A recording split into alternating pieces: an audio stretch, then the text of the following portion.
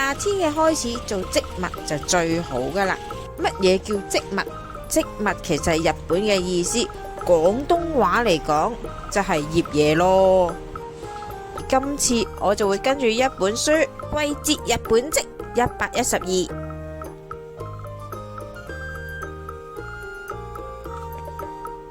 以日本嘅方式嚟醃橋頭，同喺廣東地區食味道嘅差異會比較大。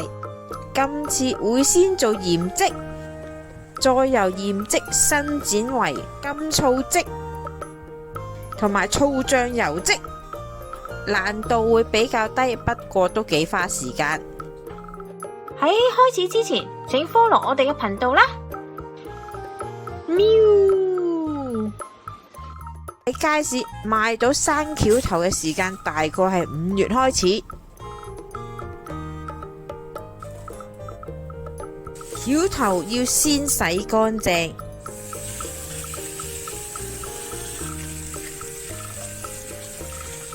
因為入邊真係好多泥沙。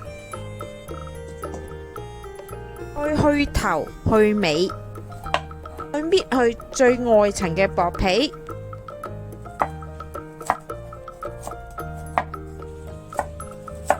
第二層薄皮有少少嘅損壞，都要繼續去除，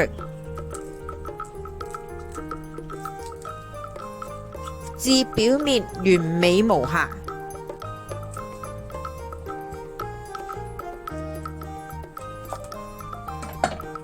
再過水一次，吹乾備用。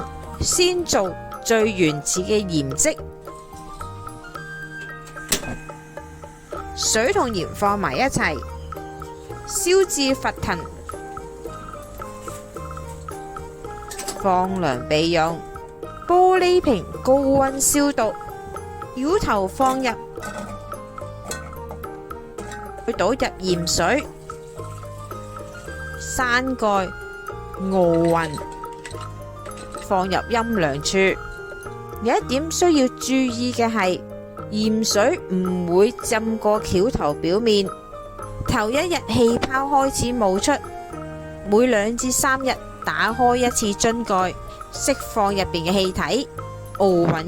鹽水可以接觸每一個橋頭，橋頭先唔會發毛。氣泡會越傳越多，越浸橋頭本身嘅水分就會排出。2個星期之後，鹽織就完成。直接食係非常之鹹，要喺水入邊浸至少4至5個鐘頭。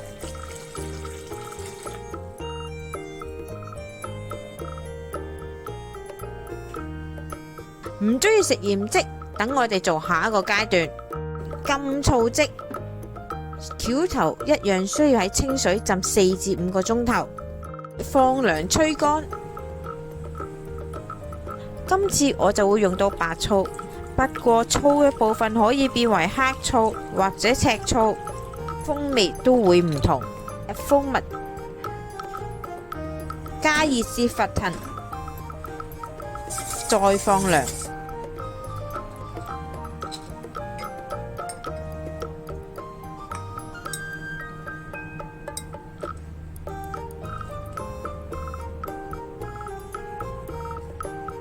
醋需要浸過橋頭嘅表面，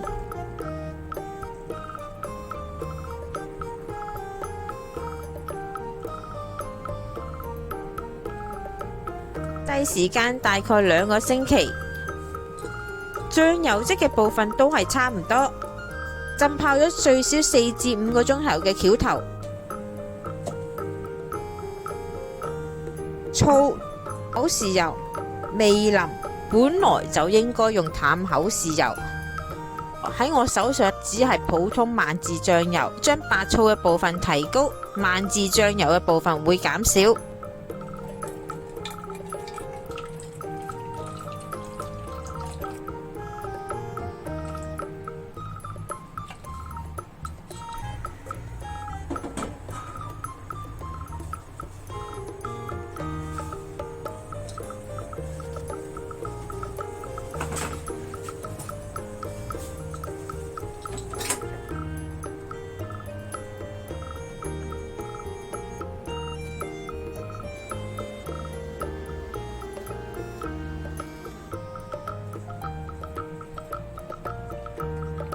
接濟時間大概為1星期。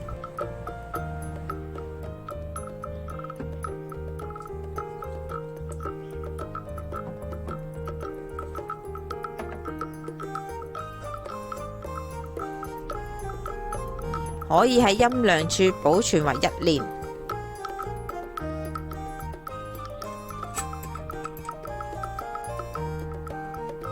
放喺陰涼處保存期為半年。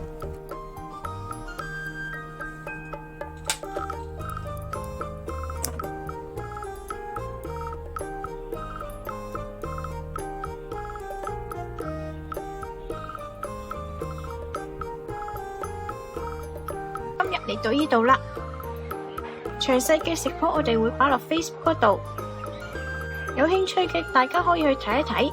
請 like 我哋嘅 Facebook 同埋 YouTube，以便獲得更多嘅資訊啦。